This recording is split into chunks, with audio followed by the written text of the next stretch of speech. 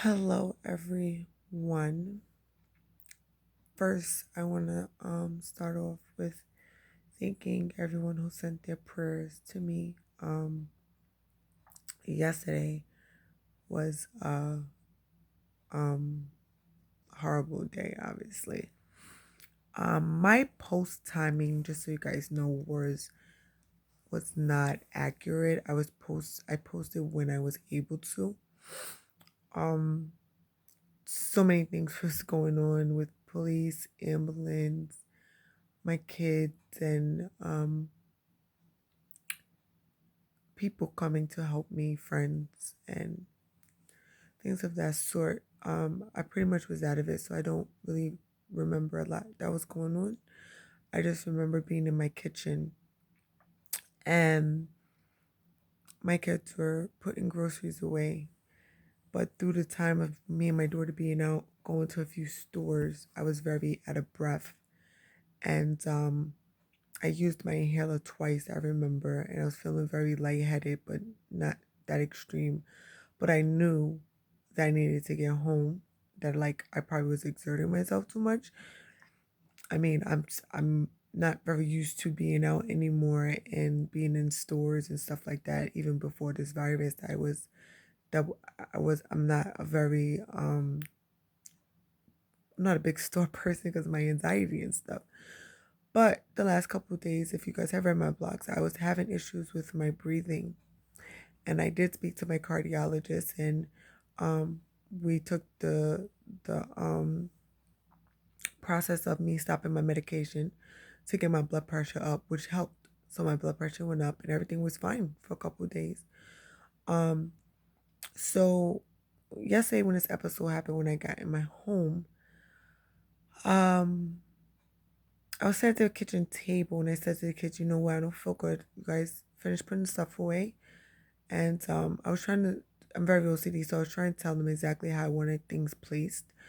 Um, and I said I'm gonna go in my room and lay down because I was having chest pains. I was very lightheaded. I was it was just like a lot. It's difficult to explain. So when I got up, I said, "Whoa, I feel dizzy." And my daughter turns to look at me. So I go near the sink. When I get near the sink, I fall into the cabinet and just fall down on the floor in front of my kids. They said maybe I was out for maybe a minute or two. I don't know. I remember waking up. I was shaking, uncontrollably. My vision was very blurred, and the tingling and numbness began automatically in my hands and my feet. And I've been through this before when I had my heart attack. Um, so I said, okay, maybe I'm just dehydrated. Let me get to the room. So my son helps me to my room into my bed. And they bring me some water. So I'm like, let me get some water. And they pass me my blood pressure, my oximeter, and the asthma pump. So I do the asthma pump again. And then I said, you know what? Give me the nebulizer. Let me do the nebulizer. Maybe that's what I need to open up my lungs or whatever you know. So I'm doing that, and my heart rate is reading high, my blood pressure is reading high. But at the same time, because I'm going through this, my anxiety is like kicking in. But I'm also like shaking uncontrollably. So when you are in that type of state, you will not get a proper reading. So, of course, I know to do proper breathing in through the nose, out through the mouth. But when you are in that state, it's very difficult to even concentrate on that. I had so many things going on. I couldn't breathe. I was dizzy. I was lightheaded. I was going into blackout spells. I was shaking uncontrollably. I had numbness. I had tingling in my hands. Then it started to begin in my mouth. Once I started to feel it on my lips, that's when I told my daughter to call the ambulance. And then I told her to call my man back because he was already on his way and tell him that the ambulance was on their way and let him know what happened in the hospital before it's happening again. Um, He got here very quick. They wouldn't let anybody in because of the virus and stuff like that. So, um, and I got to the hospital and they took me for a CAT scan, standard testing, and all that stuff. And um, fortunately, turns out it was definitely my heart condition, which I spoke to my doctor about, and she did want to do the treatment that I had last time, angioplasty, where we could go back in and see what was the status of my arteries and my valves in my heart that I have issues with for my heart disease. And I denied it. I denied it because I didn't want to go through that again because when I went through that, I went into a coma. And um those two combined was very bad. And that's the story I told about when my kids walked in and they was calling a cold blue. Um it was really bad. So I was really afraid to try that again. But she assured me, she said, we experience and we know what dosage you need now of the anesthesia to do the procedure, which is where they insert a catheter through your vein, through your wrist. And the catheter goes up through your arm, all the way into your heart so they can view. And they insert it with also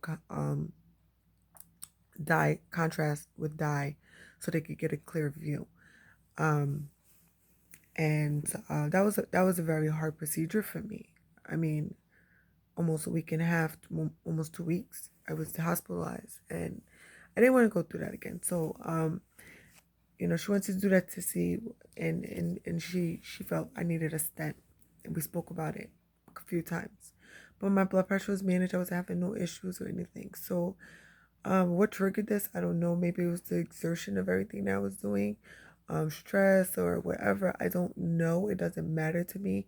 At the end of the day, is the fact that I will eventually get back to living a normal life. I want to live a normal life. So, if this is what's going to happen when I live a normal life, and I'm going to go back into these faint spells because about 5 years ago, I had faint spells a lot, but my kids would never witness them. I would fall into the fridge and I would catch myself. It wasn't so bad. And they call it cinescope. Cinescope. That's what they call it. Cinescope attacks. And they can be very fatal.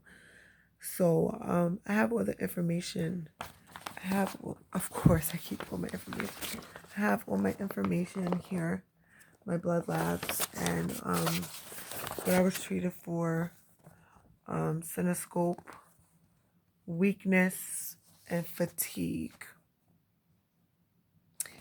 And gonna bring this to speak to her today about it. I don't know if she'll ask me to come in or what's gonna happen, but um I think we're gonna go through the procedure and schedule it, which we was already speaking about a couple weeks ago, and um, but we wasn't confirmed or anything about doing the split, the pardon me, the stent.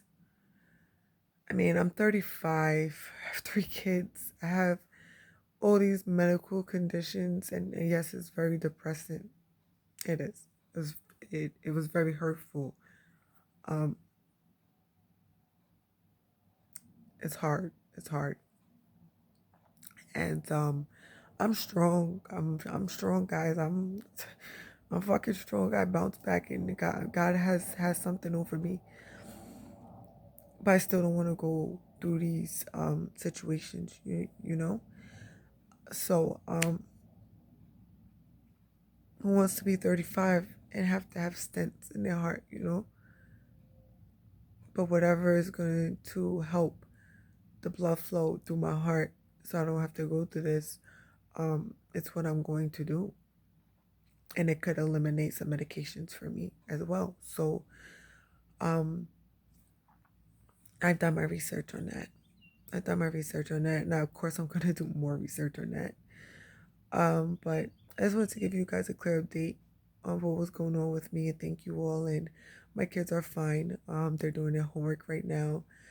I got home like maybe 3 hours now ago. Um, I'm resting. I'm trying to go sleep, but it's very difficult for me to go sleep. My kids is doing their work though, and they have food made, and I'm gonna go sleep. And I'm just waiting to speak to my